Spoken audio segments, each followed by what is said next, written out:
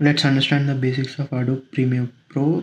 So first of all, like we have like 4 boxes here. The first one is a source monitor, like this is a source monitor. Second one is a project monitor, this is a project monitor. Third is a project panel, and fourth is a timeline. Okay, and you see the like there are 3 views here.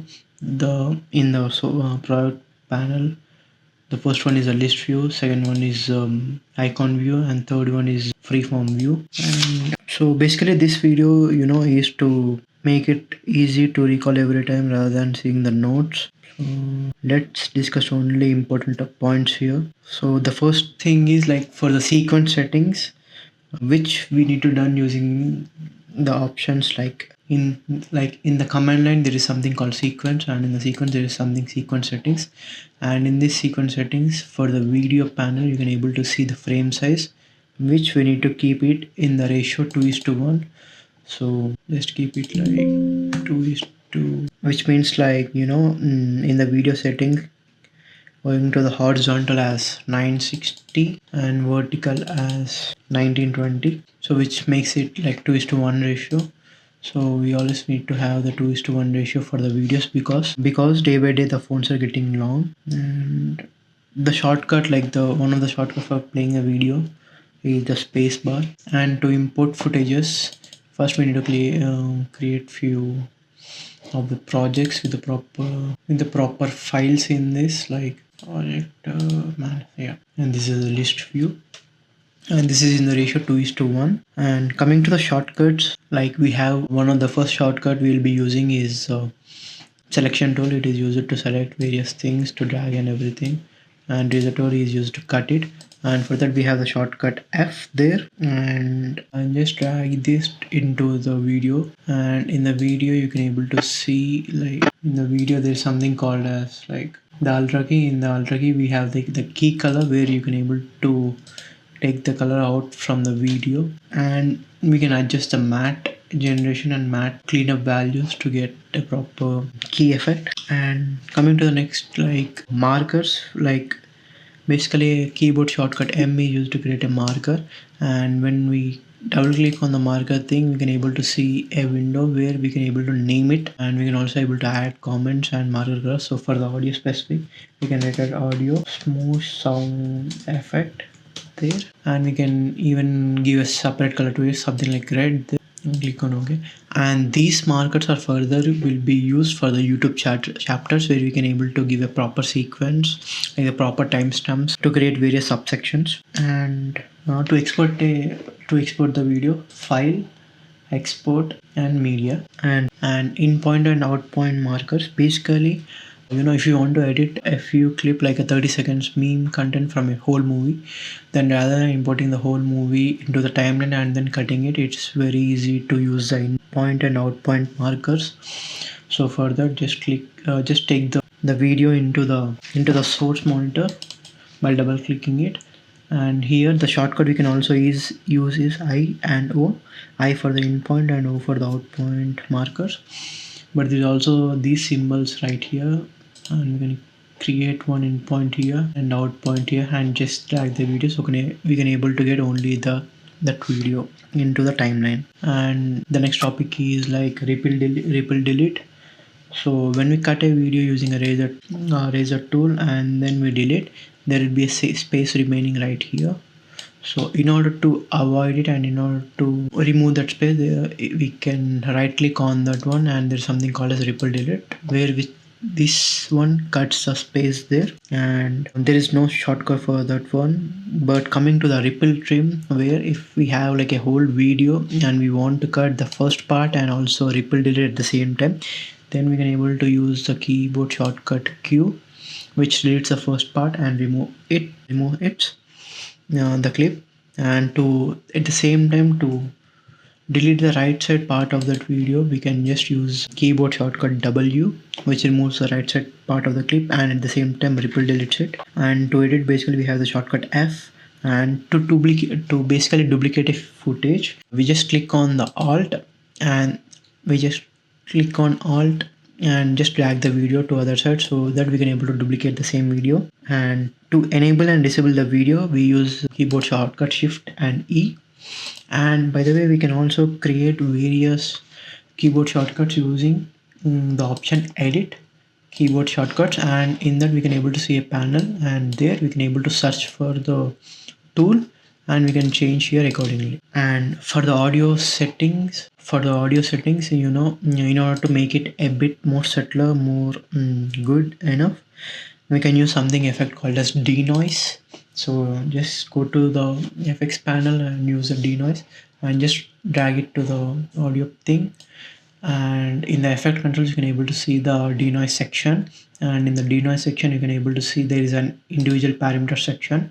There the amount is like the default is 40, but keep it anything around like 10 to 15%, not more than 20, to remove all the background noises if it anything there. And other than that, we also have like parametric equalizer in the effects section. Just type it and drag the same thing into the audio clip, and here you can able to see the parametric equalizer, and in that go to the custom setup, and in the presets go to the loudness maximizer and adjust the low and high values, like play with it, and you can able to see which one works the best. And we can also make various presets, for example the denoise. When we click on the control and select the parametric equalizer, we can right click on it and we can save as a preset, something like which can be used every time. So we can just click the audio preset, and this preset we can able to see again by searching in the FX control audio preset, and we can just drag these values into the audio clips. And text pairing, so we do have something like warm colors and cold colors, and the warm colors are basically like the orange, yellow and red, and the cold colors are like green, blue and violet. So we can, for font pairing, like using multiple different fonts, using only single font make it monotonous. So we can use if like multiple fonts. So if one font or one text is big, make other text as small, and one is like bold, make other like light, etc. And there is like two website like whatthefont.com and also like thefont.com, where whatthefont.com is used to find new fonts, and to download these fonts we have the thefont.com. And for creating a typing animation, we can use like first enter the first word, and then after one keyframe, one frame or maybe 3-4 frames, type the 2 words, and next keyframe we can type like the 3 words. Then when you play it, it becomes as a typing animation. But we do have the presets for that, we do have the extensions to get the typing animation. At the same time, this can also be repeated for creating a ripple, like the glitch animation, like breaking the thing into like 2 seconds text and 1 second gap, 2 second text and 1 second gap, 2 second text and 1 second gap. So in this way we can also able to create the glitch animation. And to mask, like the masking the text behind the object, click on the text in the timeline, go to the effect controls and click on opacity and mask the object below the text, make it closed, turn on inverted option. Now click on the frame for the mask and adjust the borders and make the text well with the object. So for example, if you want to, let's take one video clip.